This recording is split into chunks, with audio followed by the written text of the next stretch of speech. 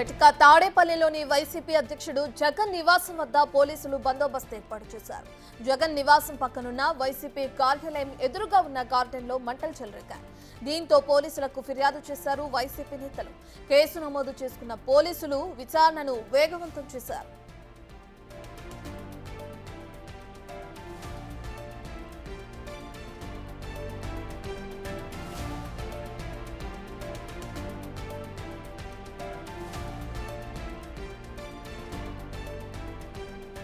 అయితే ఇప్పటికే 2 సార్లు ప్రమాద ఘటనకు సంబంధించి విచారణకు రావాలంటూ వైసీపీ ఆఫీస్ వద్ద నోటీసులు అంటించారు పోలీసులు.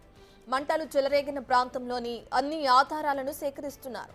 ఆ ప్రాంతంలో కాలిన బూడిద, మట్టిని సేకరించి ల్యాబ్కు తరలించారు. ఘటనకు సంబంధించిన సీసీటీవీ ఫుటేజ్ డేటా కావాలని పోలీసులు వైసీపీ నేతలను అడిగారు. డేటా లేదని వైసీపీ నేతలు సమాధానం చెప్పడంతో పలు అనుమానాలకు తావిస్తుంది.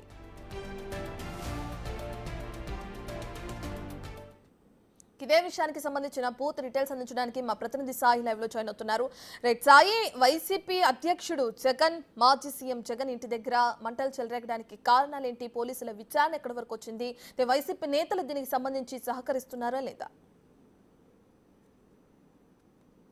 ప్రధానంగా మాజీ సీఎం జగన్మోహన్ రెడ్డి ఇంటి దగ్గర జరిగినటువంటి అగ్ని ప్రమాదానికి సంబంధించినటువంటి అంశంలో పోలీసులు అయితే విచారణకు సంబంధించినటువంటి అంశాలపైన పూర్తిస్థాయిలో దృష్టి పెడుతున్నారు. అసలు ఆ రోజు జరిగినటువంటి సంఘటనలో గల కారణాలు ఏంటి, అంటే ఆకతాయిల పని లేకపోతే ఎవరన్నా కావాలని నిజంగానే అక్కడ చేసినటువంటి పరిస్థితి ఉందా అనే కోణంలో అయితే ప్రస్తుతం దర్యాప్తు జరుగుతుంది. అయితే ఇక్కడ కీలకంగా పోలీసులు అయితే అక్కడ దర్యాప్తుకు సంబంధించి కొన్ని ఆధారాల సేకరణ కోసం సీసీటీవీ ఫుటేజ్ అనేది కీలకంగా ఉంటుందనే విధంగా చెప్తున్నారు. దీనిలో భాగంగా వైఎస్ఆర్సీపీ పార్టీ కార్యాలయంలో ముందు ఉన్నటువంటి సీసీ కెమెరాలు ఏవైతే ఉన్నాయో వాటిలో రికార్డు ఏమన్నా అయిందో దానికి సంబంధించిన సీసీటీవీ ఫుటేజ్ ఇవ్వాలంటూ కూడా వైసీపీ కార్యాలయానికి ఇప్పటికే 2 సార్లు నోటీసులు ఇచ్చారు. అయితే 2వ నోటీస్ నేపథ్యంలో వైసీపీ నేతలు అయితే తాడేపల్లి పోలీస్ స్టేషన్కి వచ్చి వాళ్ళు వివరణ ఇవ్వడం జరిగింది. అలాంటి సీసీటీవీ ఫుటేజ్ అయితే మా దగ్గర లేదు, అసలు సీసీ కెమెరాలు పనిచేయట్లేదు అనే విధంగా కూడా వాళ్ళు వివరణ ఇచ్చినటువంటి పరిస్థితి ఉంది.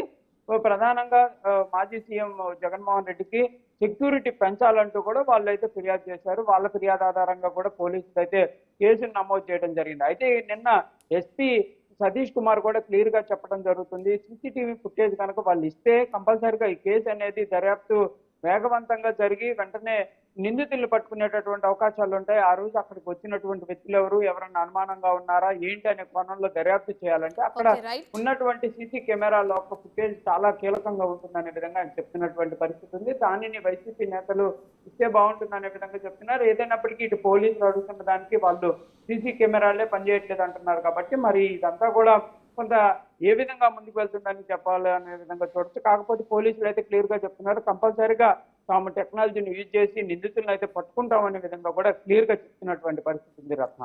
Right, thank you Sai.